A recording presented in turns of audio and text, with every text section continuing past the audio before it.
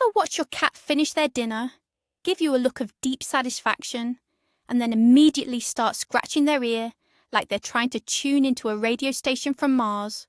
Or maybe you've witnessed the post-meal zoomies, where they bolt out of the litter box like they just saw a ghost in there. You probably just shake your head and say, "Oh, that's just Mittens being a weirdo."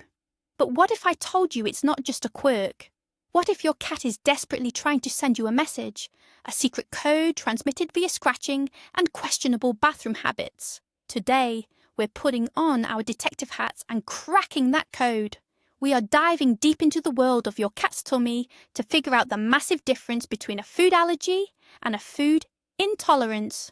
Trust me, by the end of this, you'll be a feline food guru. But first, do me a favour and drop the name of your furry little weirdo in the comments below. Let's see all those glorious names. Before we get into the nitty-gritty of tummy troubles, let's remember what a cat fundamentally is. They're not just fluffy roommates who demand rent in the form of chin scratches. They are obligate carnivores. That's a fancy way of saying they are tiny, perfect murder machines designed by nature to run on a diet of meat. Their entire digestive system, from their pointy teeth to their surprisingly short intestines, is optimized for one thing: processing animal protein. They're not meant to be grazing on cornfields or baking bread. They are descendants of desert predators who got all their needs met from their prey. So when we, their well-meaning human staff, present them with a bowl of kibble, their ancient carnivorous wiring can sometimes get confused, and that confusion can lead to some serious drama in the digestive department. So why should you even care about the difference between an allergy and an intolerance? Your cat has an upset stomach, you find a food that works, and problem solved, right? Well, not exactly. Thinking that all food issues are the same is like thinking all car noises are the same. A little squeak might just be an old belt, but a loud clunking could mean your engine is about to explode. Treating chronic itching, vomiting, or diarrhea as just a sensitive stomach is a massive mistake many cat parents make. These aren't just quirks, they're symptoms. They're your cat's only way of screaming, "Hey, human! This stuff you're feeding me is making me feel terrible." Ignoring these signals can lead to more severe health problems down the road, not to mention a very unhappy, uncomfortable kitty. And let's be honest, an unhappy kitty often leads to an unhappy you, especially when that unhappiness is being expressed on your favourite rug. Understanding the root cause is the first step to a truly happy cat and a clean carpet. Let's get one thing straight right now. A cat that is constantly scratching, has flaky skin, or frequently vomits is not normal. It's become so common that many of us have just accepted it as part of cat ownership. We buy special shampoos, we clean up messes, and we just assume that's how our cat is built. But imagine if you felt itchy all day, every day, or if you felt nauseous after every single meal. You'd be miserable. And that's the reality for a lot of cats with undiagnosed food issues. They're living with chronic discomfort. The good news is, you are their hero. You are the one who can crack the case by learning to distinguish between an immune system freak out, which is an allergy, and a simple digestive disagreement, which is an intolerance. You can target the problem with laser precision. This isn't just about stopping the symptoms. It's about fundamentally improving your cat's quality of life from the inside out. It's about giving them the gift of feeling good in their own fluffy skin. It's a game changer. So let's break down the core difference in the simplest way possible. Think of it like this. A food intolerance is like you eating a giant, greasy chili cheese dog. Your digestive system might look at that and say, "Nope, I don't know what to do with this. Evacuate immediately." You'll get some gas, some bloating, maybe some regret, but you'll live. Your body just couldn't process it well. A food allergy, on the other hand, is like a person with a severe peanut allergy accidentally eating a peanut. Their immune system doesn't just say, "I can't digest this." It says, "This is an invasion. Sound the alarms, launch all defences." The body freaks out and attacks the harmless food protein as if it were a deadly virus. This is a much more serious systemic reaction. One is a digestive problem. The other is an immune system problem. One causes grumbles. The other causes a full-blown internal war. This distinction is absolutely critical because it changes how we approach finding a solution for our furry commanders-in-chief.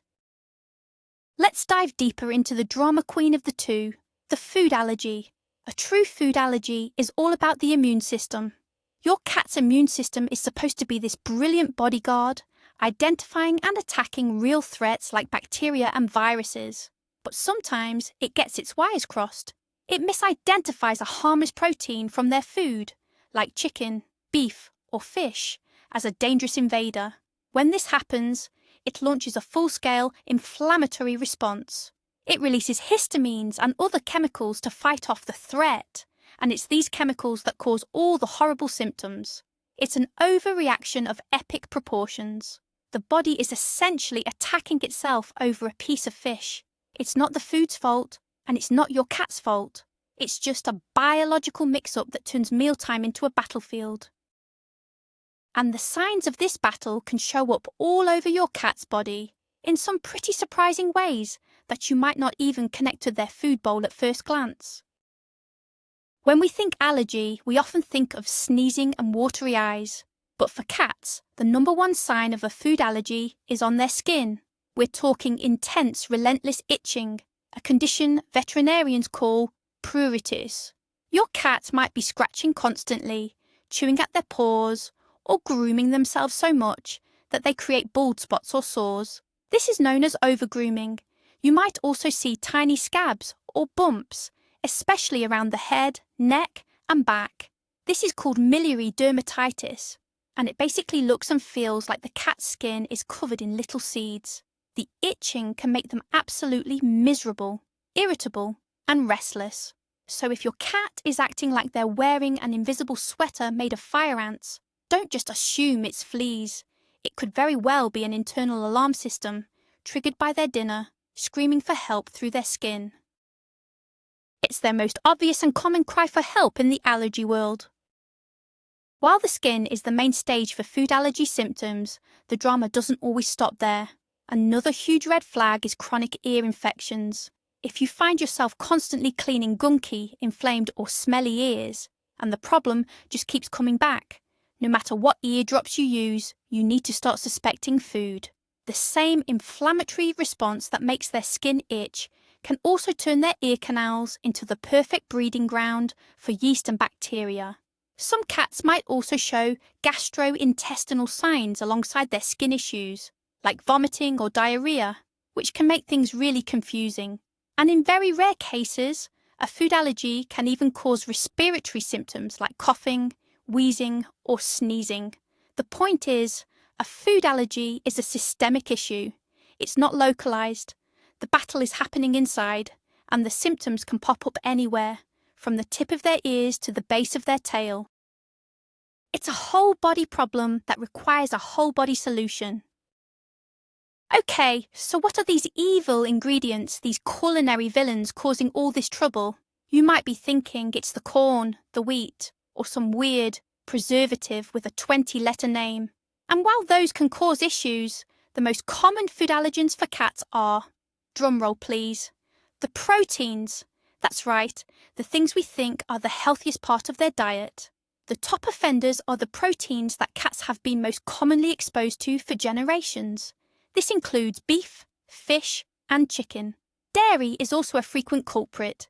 It's a shocking truth for many cat parents who spend extra money on grain-free chicken formulas, only to find out the chicken itself was the problem all along. It's not that these proteins are bad. It's that through repeated exposure, some cats' immune systems just decide to label that specific protein as public enemy number one. It's a classic case of familiarity breeding contempt, but on a cellular level. This is a crucial piece of the puzzle to remember. Now let's talk about the biggest myth in the cat food world, the evil of grains. For the last decade, grain-free has been the biggest buzzword in pet food marketing. We've been trained to believe that corn, Wheat and soy are the ultimate villains behind all of our cats' problems. But here's the scientific truth. While some cats can be allergic or intolerant to grains, true grain allergies are actually quite rare. They are nowhere near as common as allergies to animal proteins like chicken or beef. Many cats digest and utilize the carbohydrates from grains just fine. The grain-free movement was a brilliant marketing strategy, but it distracted us from the real culprits. Many people switch their cat from a chicken and rice formula to a grain-free chicken and pea formula, see no improvement, and give up. They don't realize they just swapped one problem ingredient for another, while completely missing the protein issue. So, don't let the grain-free hype cloud your judgment. The real investigation should almost always start with the protein source. Alright, let's switch gears and talk about the less dramatic, but equally annoying, sibling. The food intolerance. If an allergy is a full-blown immune system war, an intolerance is more like a grumpy digestive complaint. It has nothing to do with the immune system. It's purely a digestive issue. This means your cat's body simply lacks the necessary enzymes or mechanisms to properly break down a certain ingredient. The food sits in the gut, undigested, and the body's reaction is basically, I can't work with this, get it out. It's a functional problem, not an immunological one. There's no histamine release, no systemic inflammation spreading to the skin or ears. All the action is contained within the gastrointestinal tract. It's the difference between your body thinking something is poison versus your body just thinking something is, well, indigestible. This is why the symptoms of an intolerance look very different from a classic allergy. Because a food intolerance is strictly a tummy issue, the symptoms are exactly what you'd expect. Gastrointestinal. We're talking about the classic signs of an upset stomach. This could be chronic, intermittent vomiting, often shortly after meals. It could be soft stool or full-blown, explosive diarrhea. And let's not forget the silent but deadly weapon, gas. If your cat can clear a room with their flatulence, an intolerance might be to blame. You might also hear their stomach gurgling loudly, or they might seem bloated and uncomfortable. Essentially, any symptom that screams, "My tummy hurts," is a potential sign of an intolerance. The key difference from an allergy is the lack of other symptoms. If your cat has chronic diarrhea, but their skin and ears are perfectly fine, you should be thinking intolerance first. The location of the symptoms is your biggest clue in this detective case. So what kind of ingredients cause these digestive disagreements? The list can be quite varied. One of the most common intolerances in adult cats is to lactose, which is the sugar found in milk and dairy products. Just like many humans, most cats lose the enzyme needed to digest lactose after they're weaned as kittens. So that saucer of milk you think is a treat could be the direct cause of their digestive distress.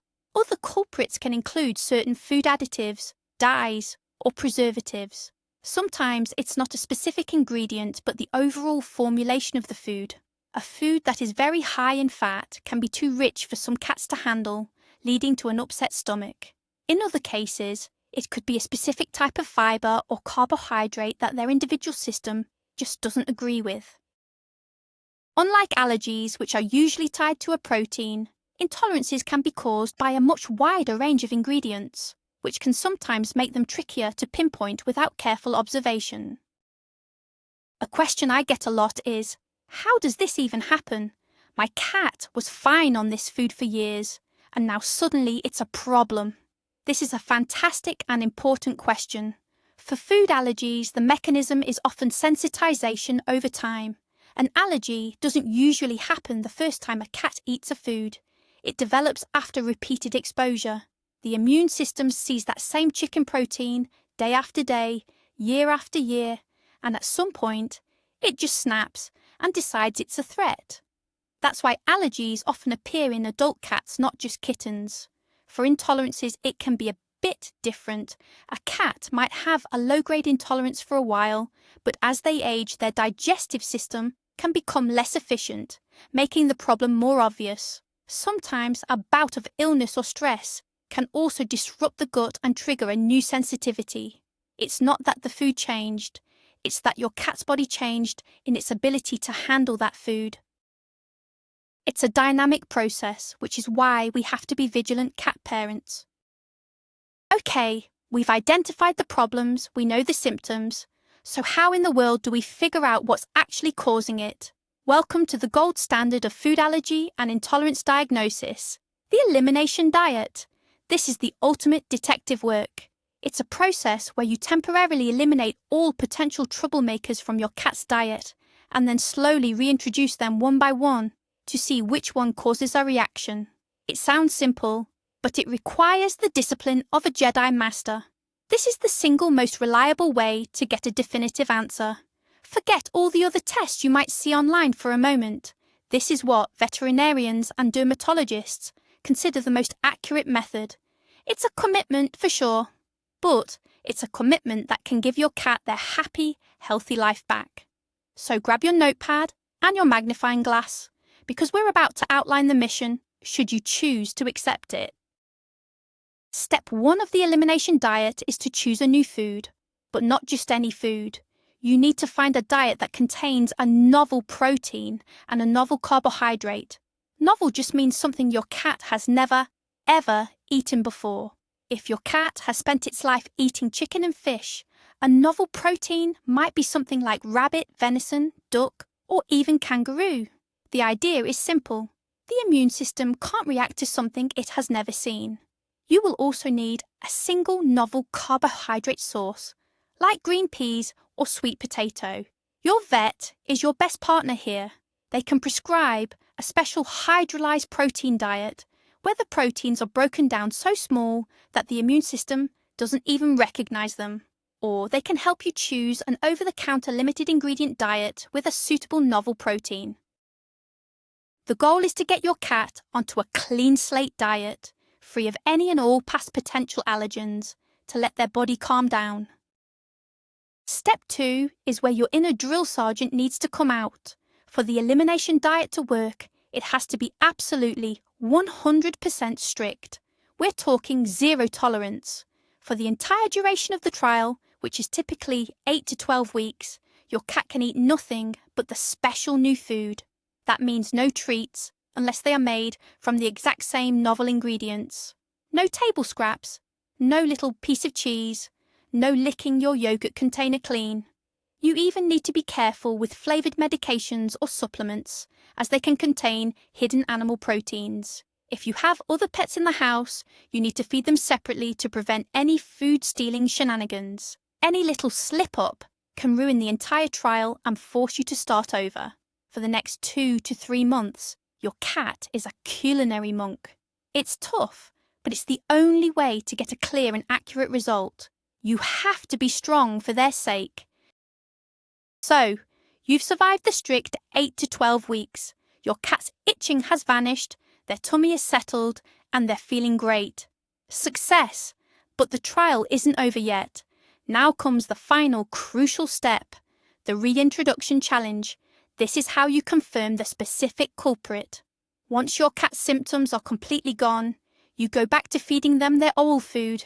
I know, it sounds cruel. But if the symptoms, the itching, the vomiting, whatever they were, return within a few days to 2 weeks, you have your definitive diagnosis. It was, in fact, something in the food. To pinpoint the exact ingredient, you would then put them back on the elimination diet until they are clear again, and then reintroduce single ingredients from their old food one at a time. For example, you'd add just plain cooked chicken to their special diet for 2 weeks. If nothing happens, chicken is safe. Then you try the next ingredient. This is how you build a complete safe list for your cat for the rest of their life. Now I'm going to say this in big, bold, flashing neon letters. Do not attempt an elimination diet without your veterinarian's guidance. Please, this is not a fun little food experiment to try over a weekend. This is a medical diagnostic procedure. Your vet needs to be involved from the very beginning. First, they need to rule out other potential causes for your cat's symptoms, like parasites, environmental allergies, or other underlying illnesses. Second, they will help you choose the right diet. A diet that is not properly balanced can lead to nutritional deficiencies, especially over a period of several months. Third, they will monitor your cat's progress and help you interpret the results. They are your co-pilot on this journey. Trying to do this alone can be confusing, ineffective, and potentially unsafe for your cat. So, your first step is always a phone call to your vet. Promise me? Okay, good. You might be wondering, wait, isn't there an easier way? What about those allergy tests I see online? The ones where you send in a hair sample or a saliva swab? And that's a fair question. There are blood tests called serum IgE tests and saliva tests that claim to be able to identify food allergens. Here's the hard truth. For diagnosing food allergies in cats, these tests are widely considered by veterinary specialists to be unreliable. They often produce a high rate of false positives, meaning they'll flag a food as an allergen when it's actually perfectly fine for your cat. This can lead to owners unnecessarily restricting their cat's diet based on faulty information. While these tests might have some utility for environmental allergies, when it comes to food, the elimination diet or food trial remains the undisputed champion. It's more work, yes, but it gives you a real, actionable answer instead of a confusing and potentially inaccurate list of ingredients. So, you've completed the diet trial, you've identified the trigger, let's say it's chicken, and your cat is finally feeling better. What now? Welcome to your new life as a professional ingredient list reader. Your main job from here on out is to be a label detective. You will need to carefully read the ingredient panel of every single thing your cat eats, from their main food to their treats. Look for hidden sources of the allergen. For example, a food labelled tuna dinner might still contain chicken broth or chicken fat for flavour. Natural flavours can also be a sneaky hiding spot for animal proteins. The good news is that pet food companies have gotten much better about producing limited ingredient diets, so you have more options than ever. Your life becomes about finding a balanced, complete diet that doesn't contain the problem ingredient. It takes a little extra effort, but the payoff is a cat that is no longer living in a constant state of discomfort. It's a small price to pay for their health. Ultimately, what's the big reward for all this hard work, for all the strict dieting and label reading? It's simple. You get your happy, comfortable cat back. The real payoff is a cat who isn't scratching themselves raw. It's a cat who can eat a meal without feeling sick afterwards. It's a cat who isn't suffering from painful chronic ear infections. A comfortable cat is a happier cat. And a happy cat means more head boops, more purrs, and more quality time spent cuddling on the couch instead of at the vet's office. And let's be real, it's also a huge benefit for you. It means less money spent on vet bills and medications for skin and tummy issues. It means less time cleaning up messes. It means peace of mind, knowing that you cracked the code and solved their problem. You've truly listened to what they were trying to tell you, and in doing so, you've made their world, and yours, a much better place. So there you have it, cat detectives. The mystery of the itchy, grumpy, gassy cat is a little less mysterious. Remember, the allergy is the dramatic immune system overreactor causing chaos all over the body, especially the skin. The intolerance is the grumpy digestive system that just can't handle a certain ingredient and complains about it loudly. Now you know the secret signs your cat might be sending you. And while we joke about them being fluffy little tyrants, understanding their health is one of the biggest ways we can show them we love them. Even when they're walking across our faces at 4 a.m, they depend on us to be their voice and their advocate. If this video helped you decode your cat's secret language, please pounce on that like button and subscribe for more feline secrets. And don't forget to share this with a fellow cat parent who's in the trenches of tummy troubles. For our final question, what's the weirdest thing your cat does after eating? Let us know in the comments below.